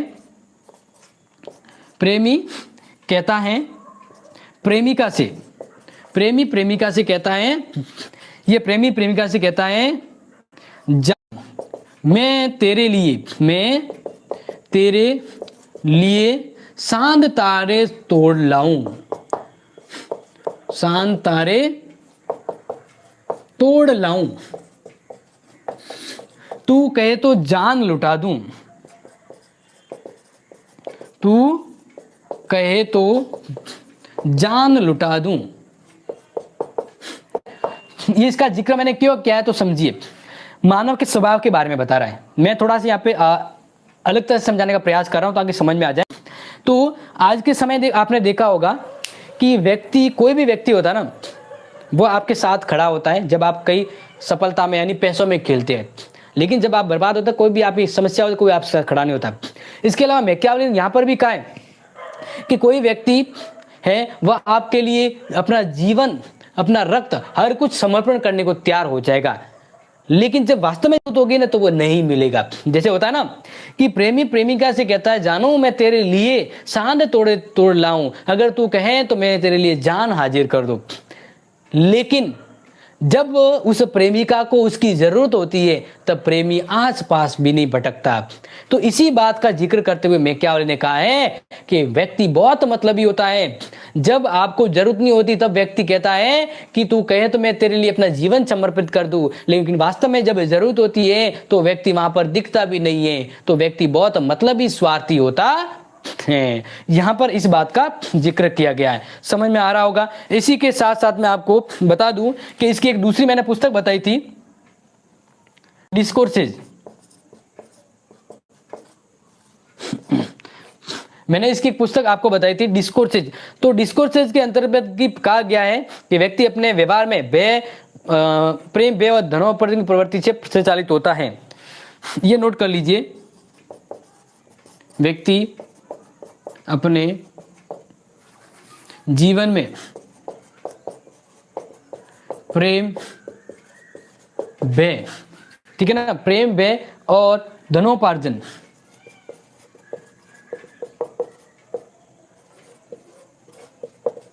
से संचालित होता है। यहां पर देखिए, यहां पे समझा रहा हूं, क्या समझा रहा हूं, देखिए डिस्कोर्सेज के अंतर्गत मैकियावेली ने मानव स्वभाव के बारे में क्या कहा है कि व्यक्ति अपने जीवन में प्रेम, भय और धनोपार्जन से संचालित होता है। यानी व्यक्ति या तो कोई काम प्रेम पूर्वक या प्रेम की वजह से करता है, या डर की वजह से करता है, या फिर पैसों के लिए। मैकियावेली ने अपने बात में कहा कि एक व्यक्ति जो होता है ना, हिस्ट्री की क्लास ये शाम को होगी 8 बजे, ठीक है ना, 8 साढ़े 8 के बजे होगी। तो यहाँ पर आप समझिएगा कि मैकियावेली यहाँ पे कहता है कि एक जो व्यक्ति होता है, उस व्यक्ति की विशेषता बता रहा है कि मान लीजिए एक व्यक्ति है, ठीक है, यहाँ पर मैं आपको सिंपल से ऐसे बता देता हूँ। तो अगर जेड एक व्यक्ति है, इसने इस व्यक्ति के पिता को मार दिया, ठीक है, इसने इसके पिता को मार दिया और इसी व्यक्ति ने इसका पैसा लूट लिया।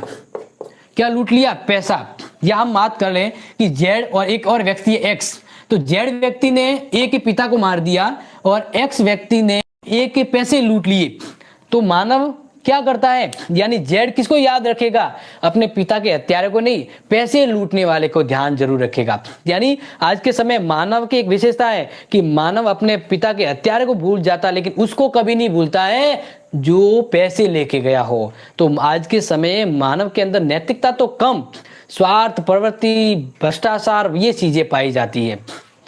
नमस्ते सोनल, नमस्ते नमस्ते।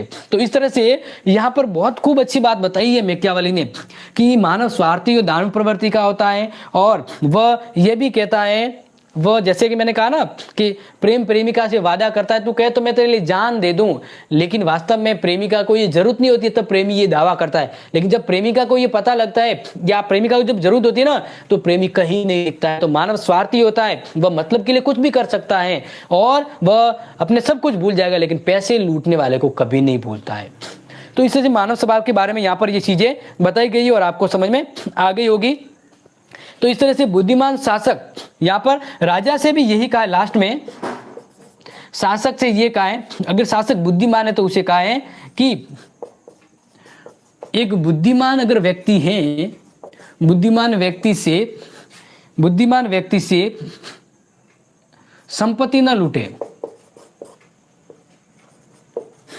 भले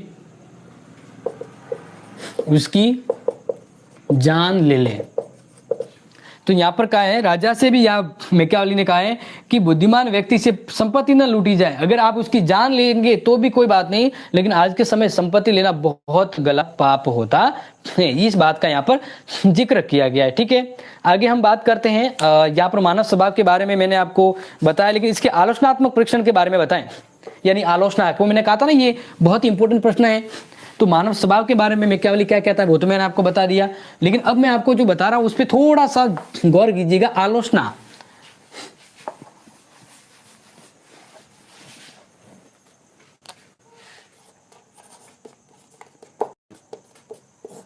मानव स्वभाव के बारे में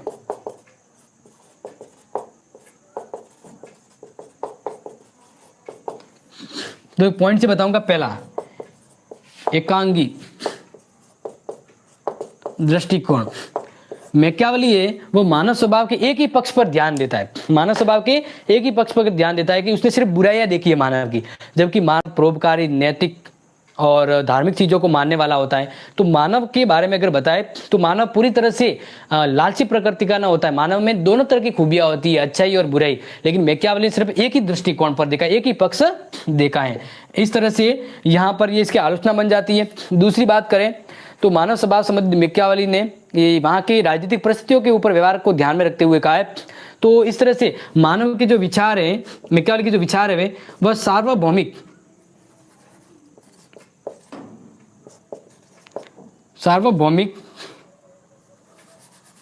या हम ये कहें कि शाश्वत सत्य नहीं है, शाश्वत सत्य। तो सार्वभौम यानी मानव के विचार को पूर्णतः सत्य नहीं माना जा सकता, क्योंकि इसमें काफी कमियां हैं। इसके अलावा मानव संबंधी जो विचार हैं वह इसके काफी सीमित हैं, सीमित एवं संकुचित है। क्या है?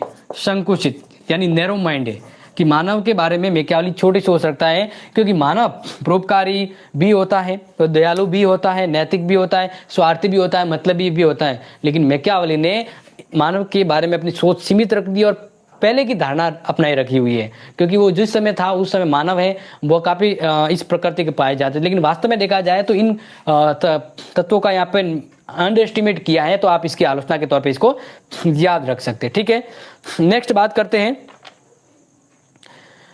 जो आपके एग्जाम के अकॉर्डिंग आने वाला है उसके बारे में, मैकियावेली के। ठीक है,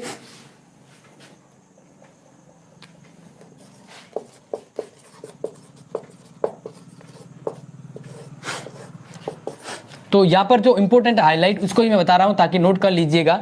ठीक है, प्रिंस में शासक को दिए जाने वाले परामर्श के बारे में, या एक बड़ा अगर प्रश्न मैं आपको बताऊं कि भाई कैसा प्रश्न पूछे जा सकते हैं, तो ये आ सकता है मैकियावेली के अनुसार राज्य के आवश्यक गुणों के बारे में बताइए। मैकियावेली के अनुसार राजा के आदर्श गुणों के बारे में बताइए, ये प्रश्न आ सकता है।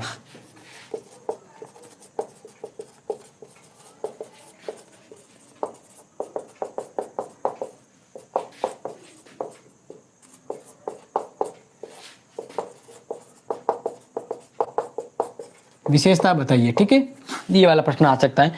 तो ध्यान रखिए, मैकियावेली के राजा के क्या गुण होने चाहिए, एक राजा कैसा होना चाहिए, इसके बारे में थोड़ा सा आप ध्यान रखिएगा, क्योंकि मैकियावेली ने, नोट कर लीजिएगा, 2-3 मैं बातें बता रहा हूं, नोट कर लीजिएगा। मैकियावेली ने राजा को लोमड़ी के समान चालाक तथा शेर के समान साहसी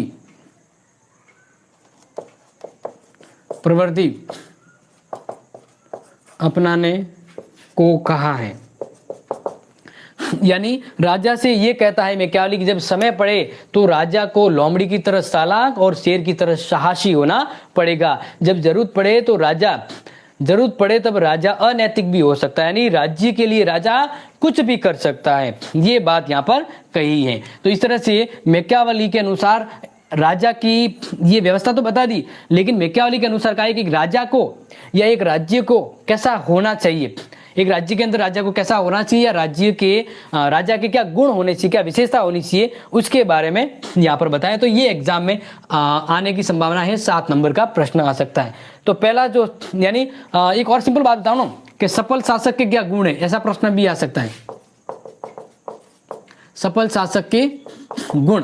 तो ये वाला प्रश्न भी आ सकता है, या ऐसा प्रश्न भी आ सकता है। तो प्रश्न आने की संभावना तो है। तो यहां पर क्या है, अधिकाधिक शक्ति का अर्जन।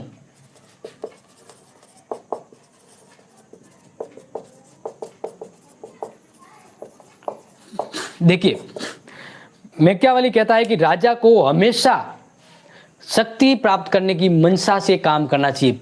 एक राजा को कभी संतुष्ट होकर नहीं बैठना चाहिए। राजा की एक गुण, क्वालिटी, विशेषता होनी चाहिए कि राजा हमेशा शक्ति के लिए लालायित रहे, हमेशा अपनी शक्ति को बढ़ाता रहे, क्योंकि अगर ये अपनी शक्ति नहीं बढ़ाएगा तो दुश्मन राजा उसे हरा देगा। तो इसलिए राजा को हमेशा अपनी शक्ति है वो बढ़ाए रखने पर ध्यान रखना चाहिए। पहले एक राजा एक सफल शासक के गुण होने चाहिए। दूसरा, साम दाम दंड और भेद को अपनाना। साम दाम दंड भेद को अपनाना।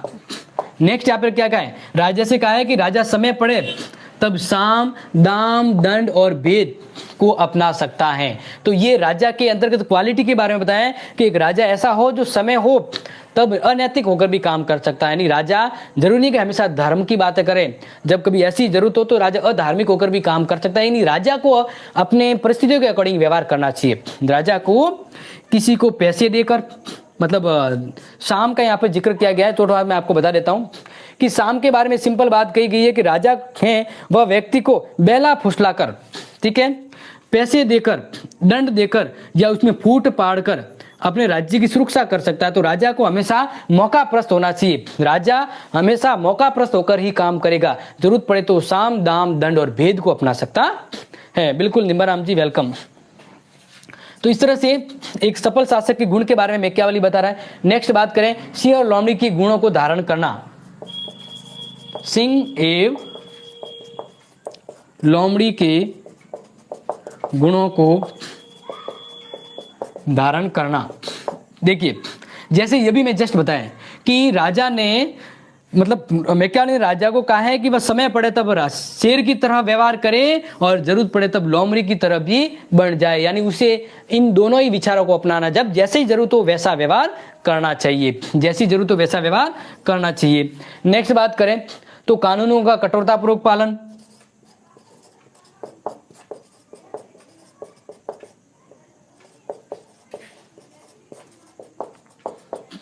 यहां पर मैकियावेली ने कहा है कि राजा को कानूनों की कठोरतापूर्वक पालन करवानी चाहिए, क्योंकि कानून ही है जो शासन व्यवस्था बनाए रखते हैं। तो राजा को ये पहले से क्लियर रखना चाहिए कि कानूनों के ऊपर कोई नहीं है, तो कानून की कठोरतापूर्वक पालन करें, क्योंकि कानून है वो सबके लिए समान है और कानून की व्यवस्था राज्य को सफल बना सकती है। आचरण व्ययुक्त हो लेकिन घृणित नहीं।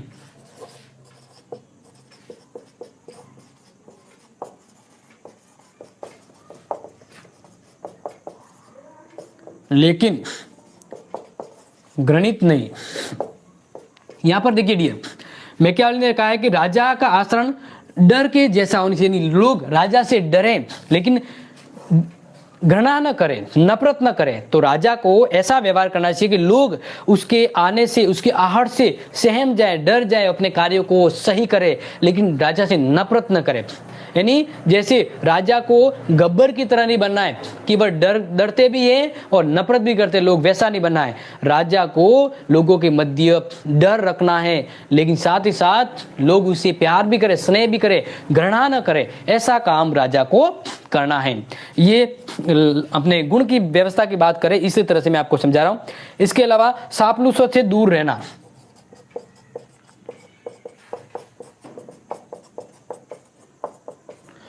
सफल राजा हमेशा अपने गुप्त मंत्री रखेगा, मंत्री से रखेगा, गुप्त से रखेगा, लेकिन हम कभी भी चापलूसी लोगों के संपर्क में नहीं रहेगा, क्योंकि चापलूसी अपनी मियाँ मीटू करते हैं, वो दूसरों को नुकसान पहुंचाते हैं। तो राजा को हमेशा सतर्क रहना है, गुप्त सरों को लगाए रखना है और कभी भी चापलूसों के चक्कर में नहीं पड़ना है। और साथ ही साथ राजा को यज्ञ यानी मितव्ययिता और व्यापार कला पर ध्यान रखते हुए, यहाँ पर हम यही कहेंगे, मितव्ययिता के साथ उदारता का व्यवहार करना।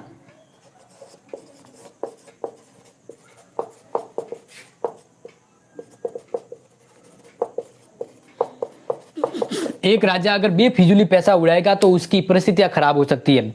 तो राजा को जहां जरूरत हो मित वही होना है, लेकिन जहां जरूरत हो उदार रवैया भी अपनाना है। यानी राजा को सेविंग भी करना है और लोगों के लिए उदार होकर भी काम करना है। तो इन्हीं सब गुणों को अपनाते हुए मैकियावेली ने राजा के गुणों के बारे में बताया कि राजा की क्या विशेषता होनी चाहिए। तो ये प्रश्न अपने 7 नंबर का आ सकता है, तो इसलिए इसको ध्यान रख लीजिएगा, ठीक है।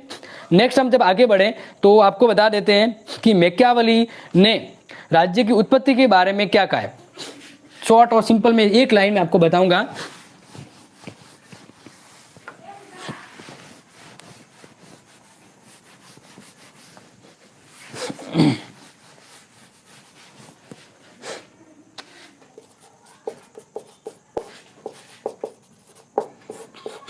मैकियावेली राज्य की उत्पत्ति के बारे में कहता है कि राज्य की उत्पत्ति स्वाभाविक नहीं हुई है, या हम ये भी कहेंगे स्वाभाविक तो हम कह सकते हैं, लेकिन फिर भी एक समझौतावादी विचार के तौर पे कह रहा है कि मैकियावेली अरस्तु के राज्य उत्पत्ति विचारों से सहमत नहीं है। वो कहता है कि राज्य की उत्पत्ति व्यक्ति की जरूरतों के अकॉर्डिंग हुई है। व्यक्ति लालची, शोर, कपटी और मतलबी हुआ करता था, लोभी हुआ करता था, तो इस तरह से एक असुरक्षित माहौल था, कोई भी मार सकता था, झंडे झगड़े दंगे होते थे। तो इस तरह से इस व्यवस्थाओं से परिवार और संपत्ति की सुरक्षा के लिए लोगों ने मिलकर एक समझौते के तहत व्यवस्था की, और ये समझौते की व्यवस्था के तहत एक राज्य को स्थापित किया। तो राज्य की व्यवस्था लोगों के संरक्षण और सुविधा के लिए हुई है। तो इस आधार पर राज्य की उत्पत्ति के बारे में मैकियावेली कहता है। ठीक है, लेकिन आपको सीधा सा मैं ले चलता हूं आगे आने वाले टॉपिक पर कि राजनीतिक चिंतक में मैकियावेली, या हम ये कहें कि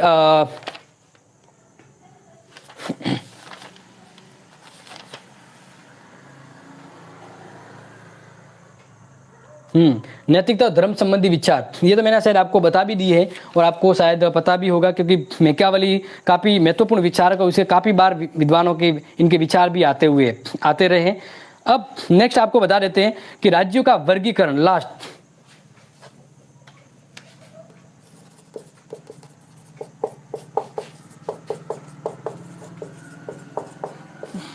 मैकियावेली ने राज्यों का वर्गीकरण किया है, इसको मैं आपको समझा देता हूं। तो मैकियावेली ने अपनी जो पुस्तक, जैसे आपको पता है इसकी फेमस पुस्तक कौन सी थी, द प्रिंस थी, तो इसके अंतर्गत राज्यों के वर्गीकरण के बारे में बताया। जैसे कि मैंने आपको बताया था कि अरस्तु ने, एक्विनास ने राज्यों के वर्गीकरण के बारे में बताया, इसी तरह मैकियावेली ने भी राज्यों के वर्गीकरण के बारे में बताया है। तो यहाँ पर मैं आपको बताऊंगा कि मैकियावेली है वह इटली का निवासी था, तो इसलिए मैकियावेली राजतंत्र को ही सर्वश्रेष्ठ शासन मानता। सबसे पहले तो समझ लीजिए कि सर्वश्रेष्ठ शासन कौन सा है।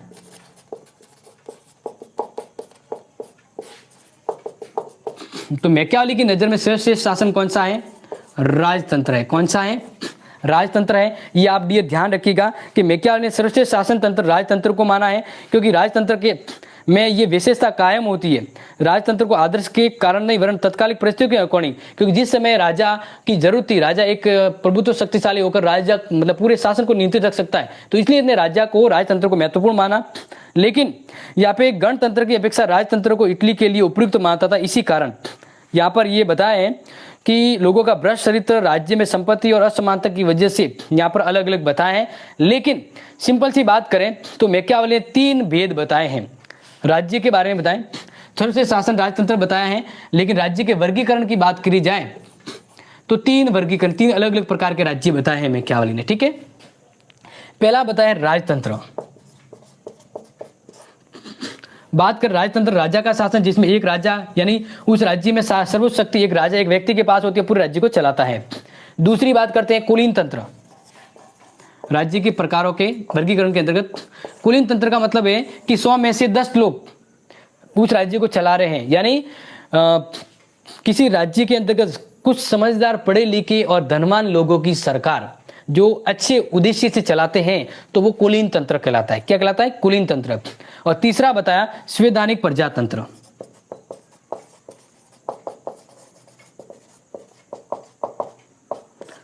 संवैधानिक प्रजातंत्र।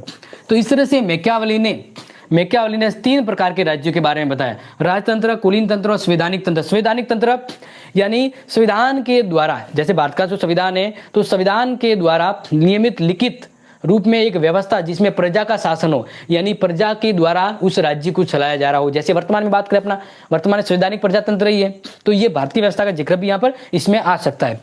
तो इस तरह से यहाँ पर ये जो बताए हैं वो तीनों ही क्या कहेंगे इसको, अच्छे रूप है। क्या कहेंगे? अच्छे रूप है। ठीक है, ये नोट कर लीजिएगा कि मैकियावेली ने राज्य का वर्गीकरण किया है। तो अच्छे रूप के बारे में क्या बताएं कि कुलीन तंत्र, राजतंत्र और संवैधानिक तंत्र। लेकिन विकृत रूप कौन से, विकृत कैटेगरी के कौन से राज्य होते हैं? विकृत रूप। तो यहां पर भी मैं आपको 3 बताऊंगा कि मैकियावेली ने 3 ऐसे राज्यों का जिक्र किया जो भ्रष्ट प्रकृति के होते, विकृत प्रकृति के होते। तो इसमें है तानाशाही। देखो अगर राज्य में राजा सबकी भलाई के लिए काम करता तो राजतंत्र हो गया, लेकिन राजा अगर मनमानी से काम करे तो वो तानाशाही होगा। यानी अच्छा रूप तो राजतंत्र एक व्यक्ति का और बुरा रूप तानाशाही तंत्र। दूसरा है धनिक तंत्र। अगर कुछ समझदार पढ़े लिखे लोग हैं, वह देश के हित के लिए काम करते हैं, पैसों वाले लोग, तो वो तो कुलीन तंत्र हो गया, अच्छा रूप। लेकिन कुछ समझदार लोग लेकिन लालची मतलबी और स्वार्थ प्रवृत्ति के लोग हैं, पैसे वाले, और अपने पैसों के यानी पैसे से पैसे बनाने की बात करते हैं, तो वो कौन सी व्यवस्था होगी? धनिक तंत्र हो गया। कौन सा हो गया? धनिक तंत्र हो गया। ठीक है, लास्ट बात करें कि ये तो कुछ लोगों की सरकार अच्छी तो होगी कुलीन तंत्र और खराब होगी धनिक तंत्र। लेकिन नेक्स्ट बात करें सुंदर, हाँ आज डियर अपनी क्लास है वो 6:15 या 20 से शुरू की थी और अभी क्लास पूरी होने वाली है। तो एक्चुअली आज थोड़ा क्लास को मैंने समय से पहले रखा था और ये आप अभी लेट आए हैं, तो आप ऐसा कीजिएगा कि ये क्लास अभी तो एंड हो जाएगी, लेकिन जो आपका टॉपिक बच गया है वो देख लीजिएगा, क्योंकि आज अपनी 20 नंबर की क्लास थी। टोटल कितना नंबर की क्लास थी? 20। अपना यूनिट 2 अभी पूरा होने वाला है। तो आप अभी क्या करें, मैं ये क्लास अपनी खत्म हो जाएगी, लेकिन आप शुरुआत से देखिएगा, क्योंकि 20 नंबर का पूरा मैटर मैंने आपको यहाँ पर बता दिया। आप लेट आए कोई बात नहीं, एक्चुअली में क्या था, किसी कारणवश आज मैंने क्लास को नियत समय से पहले रख दिया था, 2 घंटे पहले। तो आप निश्चिंत रहें, आपको पहले ही ये रिकॉर्ड क्लास है, आप बाद में भी देख लीजिएगा। ठीक है, तो अच्छा रूप तो हो गया राजतंत्र, कुलीन तंत्र, धनिक तंत्र। खराब रूप होता है तानाशाही और धनिक तंत्र और प्रजातंत्र। क्या हो गया? प्रजातंत्र। देखो सभी लोगों की शासन व्यवस्था का संवैधानिक तंत्र तो अच्छा रूप होता है, लेकिन उसका जो खराब रूप होता है, विकृत रूप होता है प्रजातंत्र। यानी संवैधानिक प्रजातंत्र अच्छा हो गया और खाली प्रजातंत्र है वो विकृत रूप हो गया। तो मैकियावेली ने राज्यों का वर्गीकरण किया है 3 अलग अलग प्रकार से। अच्छा रूप तो बताया राजतंत्र, कुलीन तंत्र और संवैधानिक तंत्र, और खराब रूप बताया तानाशाही, धनिक तंत्र और प्रजातंत्र।